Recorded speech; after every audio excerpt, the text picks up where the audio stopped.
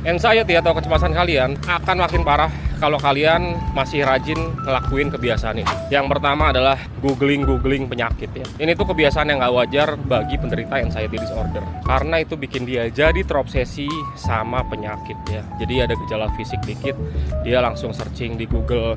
Padahal kita tahu semua yang keluar di Google itu ujung-ujungnya apa? Mati, alias kena penyakit kronis. Jadi itu bikin kecemasan mereka makin parah.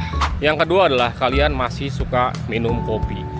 Minum kopi secukupnya sih nggak masalah ya, tapi nggak disarankan kalau kecemasan kalian tuh masih parah banget. Sebetulnya kopi tuh nggak dibutuhin ya sama orang anxiety. Karena kita tahu orang anxiety itu kan otaknya udah aktif nih 24 jam. Jadi udah nggak perlu di booster lagi sama kopi. Sebetulnya bukan kopi doang ya, tapi semua minuman yang mengandung kafein. Termasuk obat-obatan yang mengandung kafein. Tahu nggak obat apa? Obat sakit kepala. Kalian cek deh, pasti obat sakit kepala banyak yang mengandung kafein. Jadi kalau kalian pengen minum obat sakit kepala, carilah yang pure paracetamol, tidak mengandung kafein. Kebiasaan nomor 3 adalah begadang. Orang yang begadang, orang yang kurang tidur, itu pasti moodnya rusak seharian. Jadi sebisa mungkin kalian jangan begadang, tidurlah lebih awal. Jauhin gadget 2 jam sebelum tidur. Terus yang nomor 4 adalah kalian masih sering makan segalanya. Makan gorengan, makan yang pedes-pedes, makan yang minyak-minyakan. Kita tahu ya, lambung itu adalah otak kedua di tubuh kita.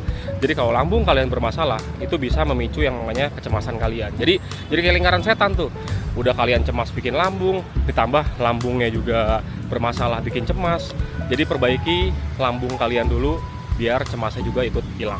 Dan yang terakhir adalah kalian tidak berani beraktivitas di luar rumah, nggak berani olahraga di luar rumah, nggak berani bersosialisasi, karena kalian ngerasa rumah kalian adalah tempat paling aman. Kalau keluar dari rumah itu cemasnya timbul.